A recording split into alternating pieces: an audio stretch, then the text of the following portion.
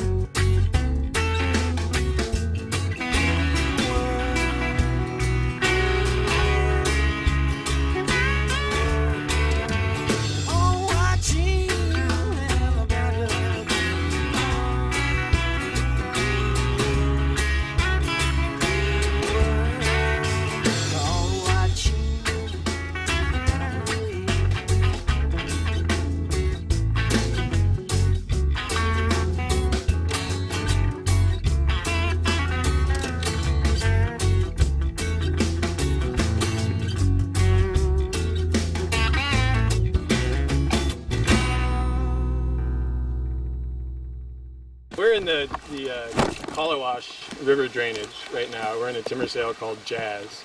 On either side of this blocked road, and this is blocked because this old wooden bridge got washed out, probably because of logging upstream that caused a pretty massive flow of water to come through. And this creek is actually a lot steeper than it probably should be from a big massive water flow from clear cuts that happened in the past. And this unit, number 114, is about 40 to 50 years old. You can see it's pretty dense. And the Forest Service, with this timber sale, it's a 2,000 acre timber sale, spread over 78 units over dozens and dozens and dozens of square miles around this whole Kallawash and Clackamas River drainage. So the Forest Service has been doing this a lot lately, where they're not logging old growth, they're not really logging later, older forests, but they're going back to these areas that they think we're not going to have a problem with because they're 40 to 50 year old plantations and they're really dense, and they have this mandate to get the cutout to provide jobs and provide timber products.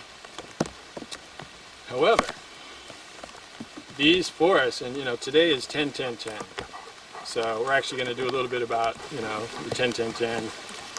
Bill McKibben's organization, 350.org, 350 parts per million of carbon in the atmosphere is what we need to get down to, is having work parties globally. Thousands and thousands of work parties. And it's a work and it's a party. So basically what we're going to do is we're going to clean up some trash like this. This actually is an illegal pot dump. Somebody was growing pot out here and dumped their pots in here. And what has been happening actually out in the forest, where the Forest Service is closing a lot more of these roads, is people are smart, right? The road is still walkable, so they're walking all of their stuff out to the very end of that road.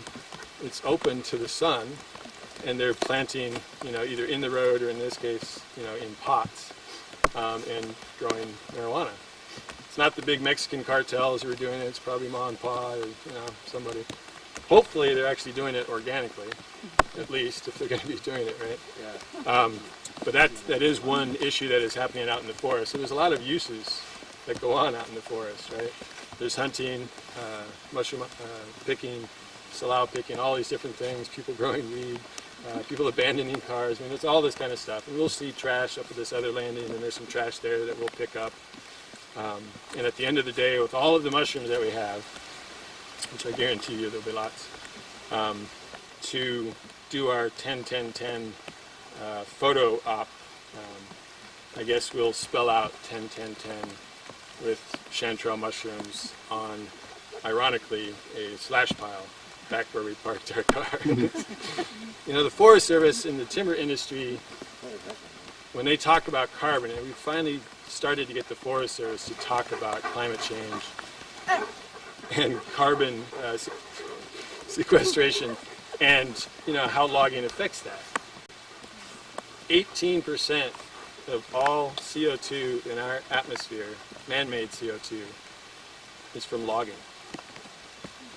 That 18% is more than every single vehicle on this planet driving and emitting exhaust. So logging is absolutely massively huge impact on global climate chaos. And the timber industry, as well as the Forest Service, says that when we go in here and we log, we are actually sequestering carbon because we're cutting down those trees and they're making wood products out of them, and that wood isn't being burned and it's not decaying and it's in somebody's house. Wrong. It's a huge myth. And they use this, the industry does and the Forest Service does, to, you know, try to acquiesce or get people to acquiesce to these kind of timber sales. The best thing we can possibly do to prevent global climate chaos from getting any worse is to stop logging. This stuff is being made into toilet paper, which does become a CO2 source, facial napkins, all these different things. Some of it does get made into wood or lumber that does kind of store the carbon. However, when you log, you're cutting off all of these branches. They're all decaying. You're destroying the underground mycorrhizal, the fungus root connection that occurs in this forest, in all of these forests on Earth. And you are releasing all of that carbon that was stored in the roots of that tree. The majority of the actual carbon that is sequestered in a forest. We see all this above ground stuff, right? And that is huge and it's big biomass. But the majority of carbon that's sequestered in a forest is below ground. And we can't see that.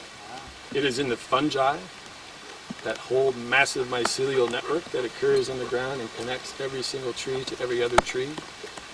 And it's in the roots of those trees. So when you log and you sequester some of that carbon in 2x4s, you're actually releasing a massive quantity for ages after that. And you're actually a net carbon emitter when you log even a 40 to 50-year-old plantation like this. Now when you log old growth, which is what this used to be, and you'll see the stumps in there, and they're massive. You have, in the logging that has occurred in the Pacific Northwest, there's about 8, numbers are different, 6 to 8% of old growth left. We have been some of the biggest CO2 emitters on the planet. Thankfully, or not thankfully, but due to our Forest Service mismanagement policies and of course our timber industry on private lands. When you log an old growth forest, it's unbelievable because now, or back then it was all clear cutting, now they're doing a little more selective. But you wipe out that entire forest, all of the fungi die in that soil because there's nothing for them to live with. Hi. Hi. Hello. How are you? Good. Good, how are you? You didn't pick them all, I hope. Saying something. You leave some for us? He went that way, we're going that way. What are you picking? Yellow chanterelle. Chanterelle? Yeah. Very nice. We're going to go up here. Okay. Is that okay? Yeah. Okay. Good. Okay. Wow, good luck. Can we see what you got there? Wow. Oh my God, look at that. Those are nice. Yeah, we will. Another perfect example. There's all these people out here picking and picking mushrooms, and they're making, you know, a small living on it. Right? Sure. They're going to go back and they're going to sell it to a buyer, and you know they've got 3 buckets full, and they're probably, I would say, 15 pounds per bucket. So they probably pick 45 pounds of mushrooms right now. I don't know what they're getting, $3.50 a pound. And they'll probably, you know, stay out for the next couple of days, a couple hours, and can actually make some decent money. If they're taking those mushrooms to like a farmer's market or Or to Well, or to a buyer. Right, these Like, guys. you have to have a certification, right? Or a No, license you have to get a commercial to do picking that? permit, which those folks may or may not have. Oh yeah, I'm just saying. And then of course the buyer is going to look at those mushrooms and say, that's not a It's up to chanterelle. the buyer Yeah. if he's going to accept that or not. Yeah. And so there are all these uses out here, and all these people that want these forests to stay standing and need these forests to stay standing. And then of course with the climate stuff. So to get back to that old growth example, when you log that old growth, and that's what happened here. All of this stuff was clear cut. And the underground fungal mycelial network, the mycorrhizae, that connects all of those trees, when you clear cut, you change that climate unbelievably in that clear cut. And you actually affect and kill that mycelial network up to a quarter mile outside of that clear cut into the surrounding forest, because it used to get its nutrients from these trees here. And these trees, 90% of all plants on this planet have this mycorrhizal association with a fungus. It is required. They cannot survive without it. The trees cannot survive without it. And especially here in the Pacific Northwest, during our 3 months of drought, which may be changing, the fungi supply those trees with water. It's their prime growing season. The sun is out and it's warm. And so, but there's no water. So the fungi supplies water. The tree sends 50% of its photosynthates, its sugars that it's producing for photosynthesis, down to its root system. 90% of that 50% is being fed to the fungi. In effect, the tree's root system is very small. But when it's connected to that underground fungal network, it is acres in size. And this fungi connects the alder tree to the hemlock tree, to the Douglas fir tree, to the cedar tree.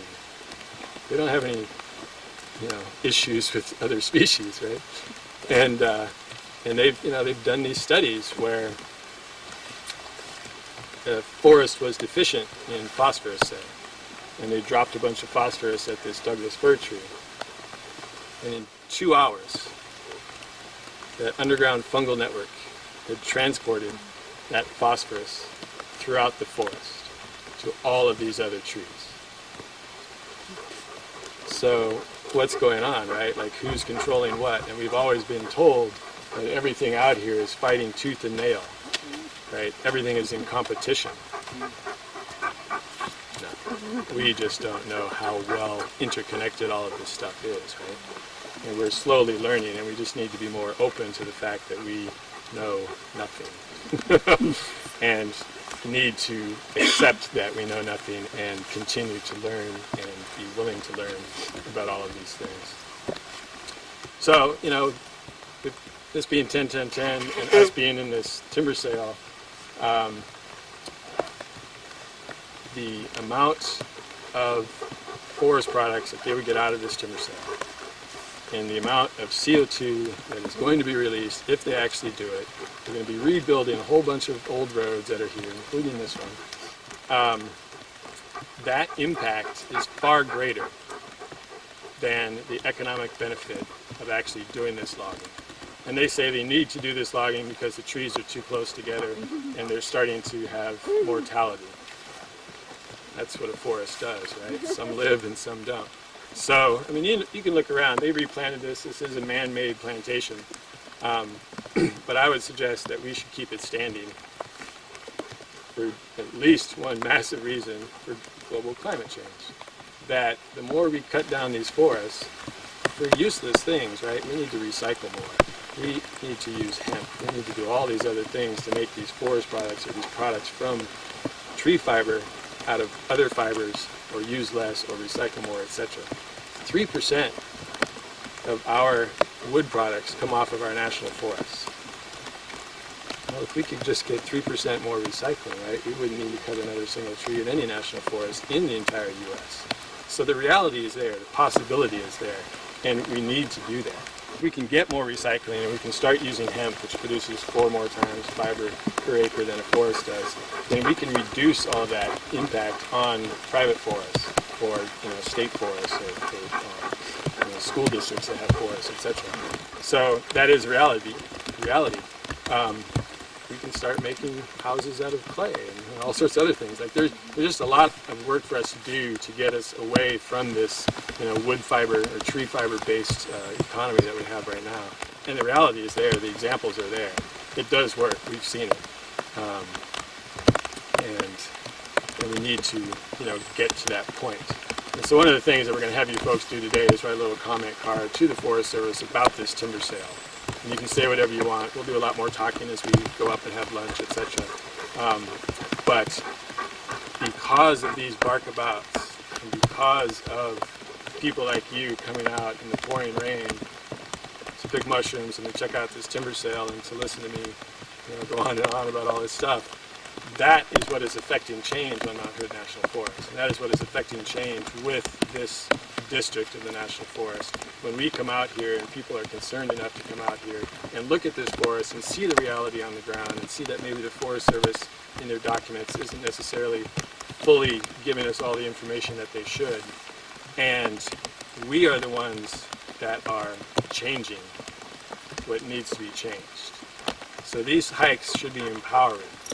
Like, you're writing one little postcard, maybe you don't think it's a big deal, but it is. Bark is a great organization that has been fighting for Mount Hood and is working and is winning, and it's literally because of you folks coming out here and doing this kind of stuff. There is this creek. It's a pretty steep creek. You will keep that creek on your right. You will not cross that creek. There is a road up above us. And we are going to hike up this. It's not too steep, it's a little steep, but it's very dense underbrush. And we will all stay within visual sight of each other and definitely be able to hear each other.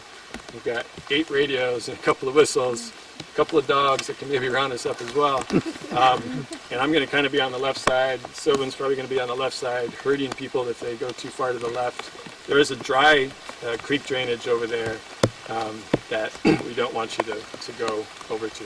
You can't get lost because there's a road up there, there's a road back here, there's a creek there. I mean, if you got lost, you would just be hiking left to a road that we just drove in on. But what we are going to do, we're going to give you 45 minutes to do this. Bright orange. It's got these thick ridges that run down underneath the cap, and they run down the stalk a little bit. And then there's a milky cap, and it's kind of slimy on top, and oftentimes has these concentric zones on it. This one doesn't. And it turns a bright green when it's bruised. And it's an okay edible. It's a safe edible. So go ahead and pick. It's kind of grainy. It's not the best. So ideally, I'll be wandering around from crew to crew and talking about mushrooms, but ideally just pick these 2. A lot of us, and we could kind of devastate what goes on in there, and just think about your footprints and when you're walking and all that kind of stuff.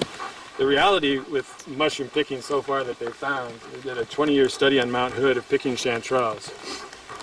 They did all these different plots. Every 2 days they would go out, pick 100% of all chanterelles in this plot, pick 75%, pick 50%, 25%, etc. They did this for 20 years, and they actually found a slight increase in mushroom production, chanterelle production. So what you do In the 100% they did, you mean? Yeah, in the 100% plot. And so what they found is that the mushroom is literally the fruits of that underground root system, that fungal network. So don't really worry about impacting this place too much, especially with chanterelles. If they're small, go ahead and leave them. And we don't need to take every single mushroom in the forest, so it is always nice. There are other things that eat these, flies and bugs and deer and all that kind of stuff. So you find a patch of 5, leave 1. Just a nice thing. And to pick mushrooms, everybody should have a knife, and you try and grab the mushroom over the cap, or you can pick it on the side. You twist and pull up, and then cut the butt off. You're going to cut that butt off at home anyway, and you might as well leave that biomass in the forest where it belongs. And the cleaner your mushrooms are, the cleaner they are, the easier they are for you to clean when they're home.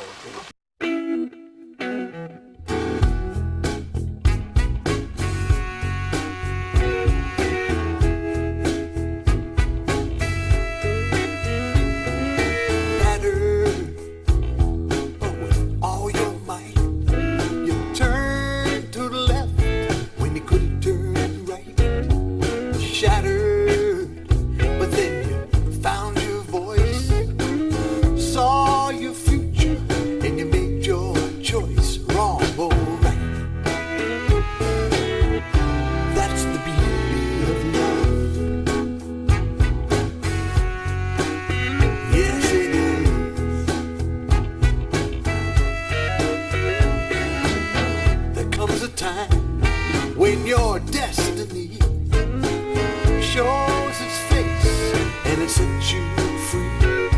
There's two kinds of people in the world, you know. Some say yes and some say no. Wrong or right,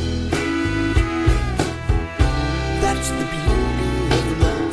Wrong or right, that's the beauty of love. Yes, it is. So how'd you do there? Really good. Got this many in half an hour, Oh my God. and didn't really work that hard. Know how to cook? And I think I'm opening up a French restaurant, probably in downtown Portland. Yeah. Sometimes you can find the mushrooms just by the little shrimp in the ground, we call it. Like Shrimp? Mushroom hump. Oh, okay. Basically, when a mushroom starts to break the crust of the ground, you call it a shrimp. So you sort of find the mushroom and sort of stick your hands under it and find the stalks and go down as far as you can. Some people like to pull them out of the ground, but I usually just try and cut them as low to the ground as I can to leave the biomass of all the stalks and the mycelium that's underneath there. Plus, it's always better to clean your mushrooms in the woods so you don't bring all that dirt home. Before I was looking really specifically in a really tight range, and now instead I'm kind of looking at the whole picture Scanning. and scanning, exactly, and that makes a huge difference for me now, and I'm finding a lot more. Wrong or right, that's the beauty of love. Yes, it is. Yeah, many different variations. The main characteristics you're looking for are, this golden apricot color. And then these blades, or these ridges, these thick ridges, instead of those movable gills Right. that run down the stem a little bit. And that's the chanterelle. Cool. It's a perfect one. And sometimes they'll be all ruffled, like you've seen some of these huge ones that are all ruffly, like that. Yeah. And other times, like this one eventually That's why would. we were confused because it wasn't ruffled. Right, this one eventually would get all ruffled once you get older and more mature. Cool. How you doing there? I'm doing way too well. You getting a lot of them? Stop. How you figuring on cooking these up? Yeah, exactly. I just saute them all and then put them in all kinds of other things. Oh, so you use it- You use them as an ingredient for As an other. ingredient, right. I don't dry them. I just cook them all up at one time.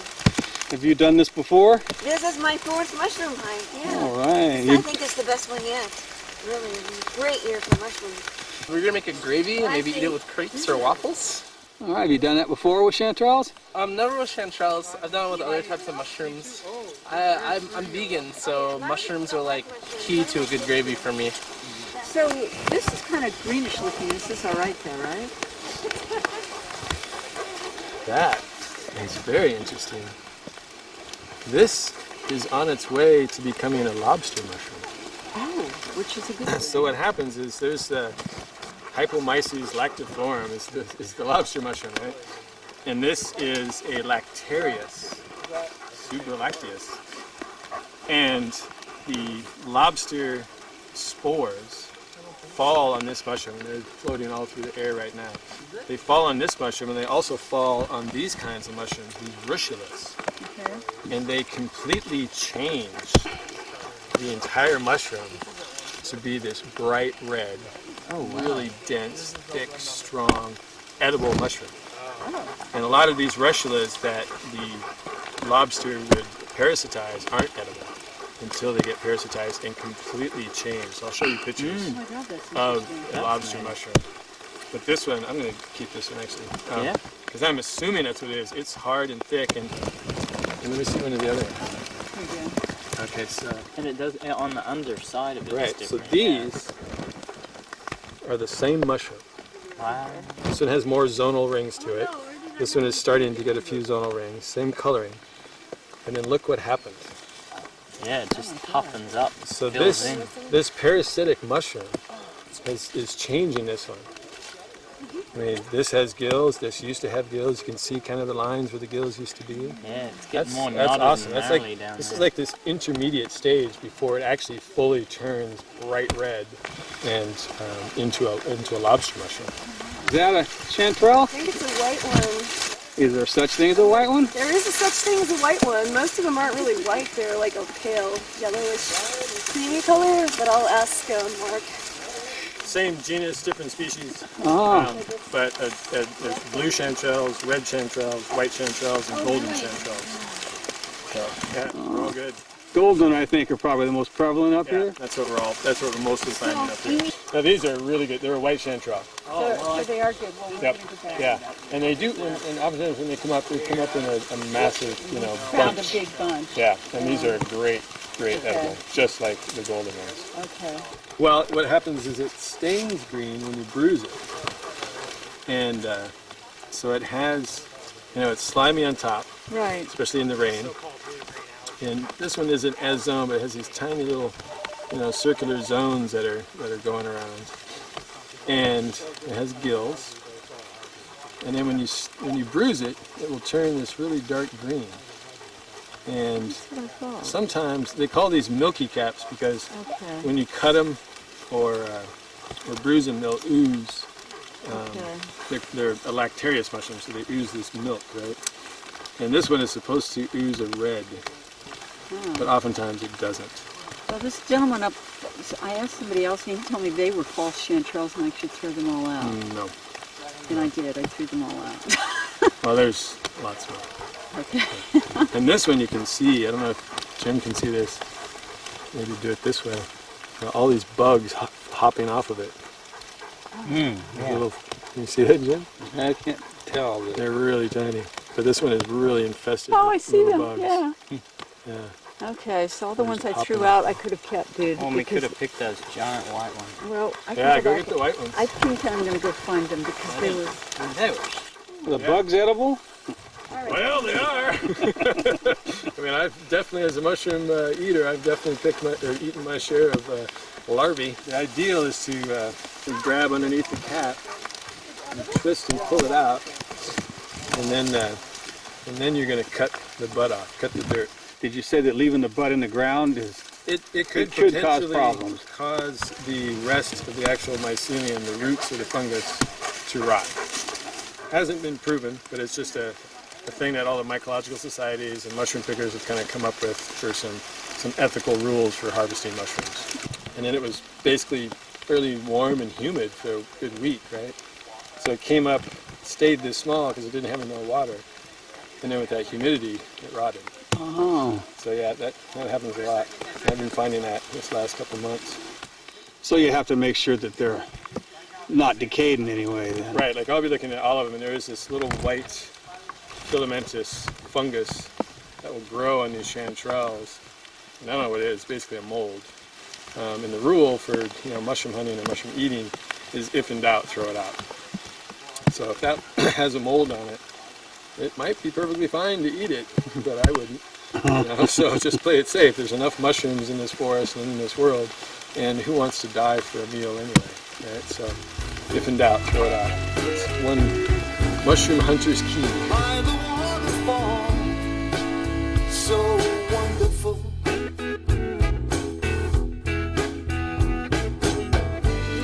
As the water flows over me,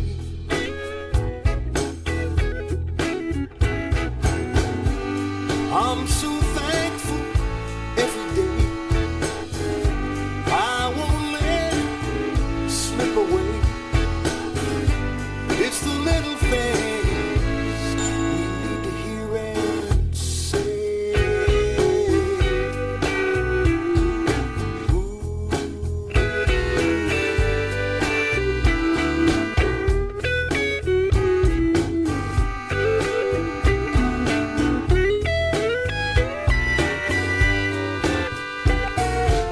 So I finally found, after all this time, there ain't no reason and there ain't no rhyme.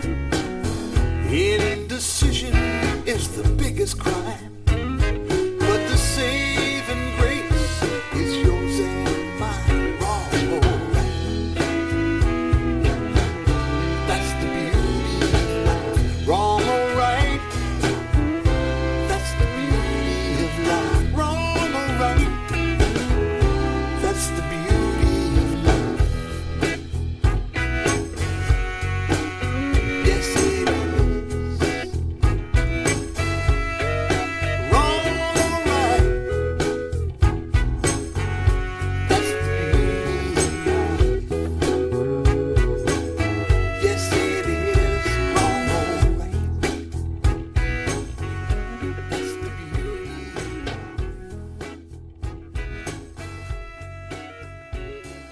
So this is what I was talking about earlier, where it's people like you that actually affect the change in these forests and affecting the moving the Forest Service to do the right thing as opposed to the past mismanagement practices that you can see have occurred here. This used to be this beautiful old growth forest, and it is coming back, but it has caused, you know, water quality issues and habitat loss for all sorts of species, etc. And so one of the things that we do at the end of these barkabouts is have people write 2 or 3 sentences or 14 pages, whatever you want to do, about what you experienced on this, especially this mushroom hike, and what you think the Forest Service should be doing here as opposed to what they are going to be doing here. This is 2,000 acre timber sale, 78 different units, mostly in 40 to 50-year-old forests like this that are coming back beautifully. Don't really need help from man to do much more. There's the climate change issues where logging this is actually going to release a heck of a lot more CO2 than keeping it standing, where it is absorbing massive amounts of CO2 and helping us get to that 350 parts per million. Whatever you want to write. You had a great time mushroom hunting. Mushroom hunting is sustainable. We can mushroom hunt in these forests for the next 10,000, 50,000 years, and you don't have to cut them down. You can make money selling the mushrooms. The Forest Service can make money selling the permits for you to make money picking the mushrooms to go sell them. That is a sustainable income that this forest can provide, along with all the other factors that keeping this forest standing and not rebuilding the 12 miles of roads that they want to rebuild in this whole area. Which of course, you know, causes erosion problems and silt problems into the rivers and salmon issues and all these different things. So you can write whatever you want, but those, you know, are some ideas. You have your own. 2 or 3 sentences is fine. The person to address the letter to is Jim Roden. This is the Jazz Timber Sale, and this is Unit 114 in the Jazz Timber Sale. BARC does this for every single project that the Mount Hood National Forest proposes. Whether it's geothermal leasing, whether it's a wind turbine, whether it's a new road or a dam or a trail or a restoration project, or especially timber sales. And the Forest Service has to read every single one of these letters. And they have to respond to what issue you brought up in these letters when they put out an environmental assessment. So we're in the preliminary stages for this timber sale. We have until November 1st to actually make these initial comments based on experiencing the forest and coming out and looking at it. And then after that, they will put out an environmental analysis that takes into account what you wrote in these letters and what other, you know, organizations write comments about water quality, habitat loss, mushroom harvesting, sustainability, climate change, all these different things. So they will have to address those things.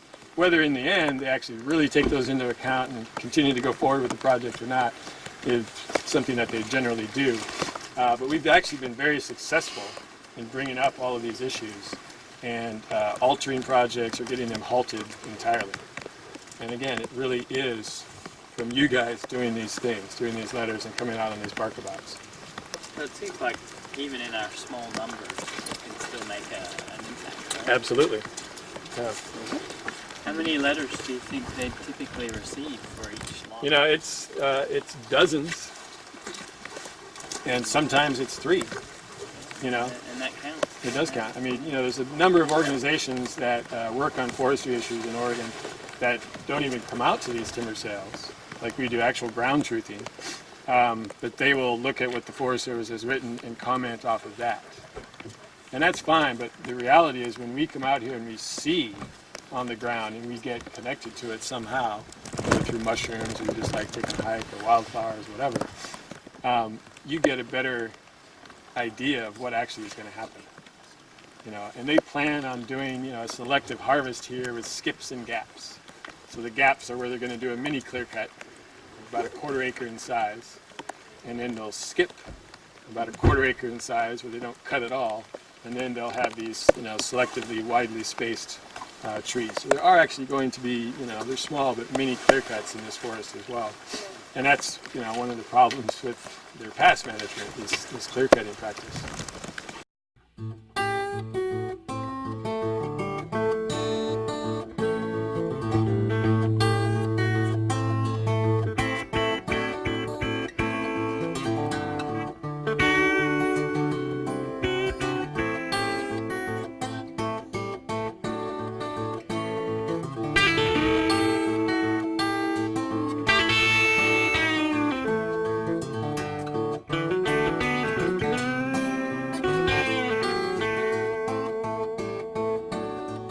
Today is a national work party day that was organized by Bill McKibben's group called 350.org, and it's a group that he started a few years ago to really get citizens around the world to push their governments and their regulators and their agencies and their policymakers to stop sitting around and get moving with legislation and action and stop logging and certain things to get these policymakers to do something about climate change.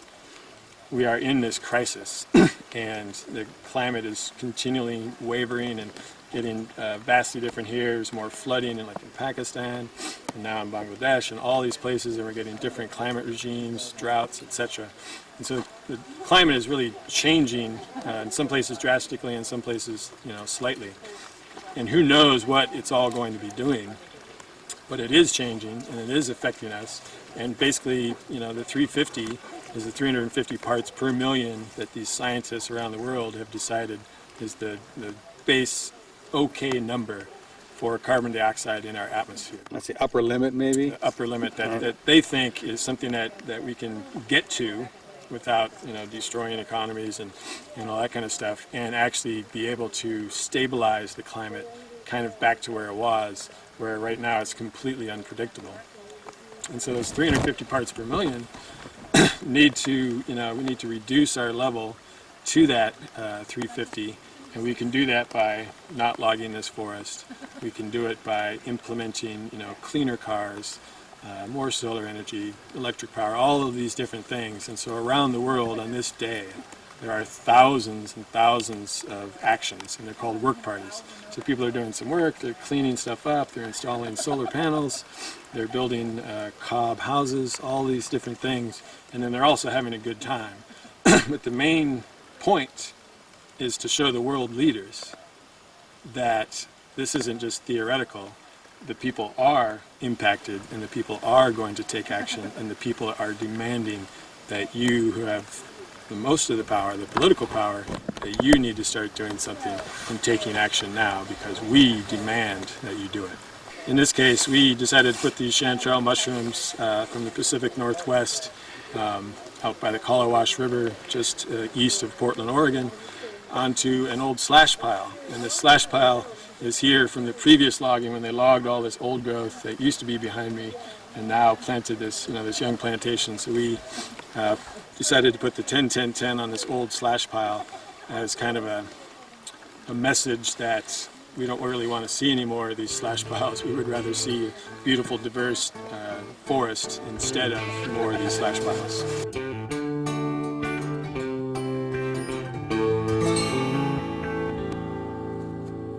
Yeah. Yeah, she asked for it. Joy wanted one of these. Is that what this is? Exactly. Are they edible? Oh yeah. Okay. They're called the cauliflower mushroom. Right, she was talking about it on the way up. She said it looked like brain cells. Exactly. You found it by a tree? Yeah. Are those edible? Oh yeah, they're great edible. They're an incredible edible. How do you cook them? A lot of people actually put them in casseroles. It does not look edible. It looks frightening. Are you gonna eat it? A lot of mushrooms No, don't Joy look wanted one. She great. told me to keep my eyes open for one. Yeah, no, that's a great one. And they're not really common. I'll find one or two a year. I mean, they're not rare or Would endangered you mind or putting anything. this But in your basket? Because I don't have room for it. This is for Joy. Yeah. Okay. Thank you. yeah, That's great. yeah, it's a great find.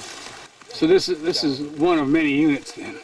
78 units, spread over dozens and dozens of miles. So it's going to take a lot of situations like this, or a lot of people coming out to the forest to ground truth. And we're not just picking mushrooms, we're looking for the frogs and salamanders and endangered species, and looking at the forest and seeing what else is out here, and maybe some violations if we find them, and all that kind of stuff. So Is the we danger? have to go to 78 different spots to fully ground Yeah. truth this timber sale. Is the danger of fire because of the thickness part of the reason for the prescription? No, their whole thing is that they want to get some timber products out. They want to do some timber sales, and yeah, the bottom branches of these trees are dying. That's what they do when their canopies start to close. I mean, this is fully normal. It's a plantation, so it was replanted, but the spacing isn't that bad. I mean, we're walking through it. This is 50 years old. There's rhododendrons, and there's a fairly nice undergrowth. You know, and they keep saying that they need more light on the forest floor for more forage plants for the elk and deer. Plenty of forage. That looks fine to me. Mm-hmm. And who knows what other units are like, since we haven't gone to all of them yet. But this unit is just a young forest. It's not very diverse. It's all Douglas firs. And I could see actually doing some restoration forestry in here, where we might take out a few trees and replant with some cedars and some hemlocks and other stuff that should be here. But no reason to log this. Well, in the natural order of things, if man didn't come in here, wouldn't like some fires might open up the canopy, or some of the canopy close over and kill other trees, and wouldn't it naturally do that on its own? Exactly. I mean, we've already messed it up so much, mismanaged this land so much, that either let's go and aggressively restore it, which is not what this timber sale is about, or let's leave it alone and let it do its own thing, because that is the natural order of things, and we know that these ecosystems and these forests can do that on themselves, by themselves.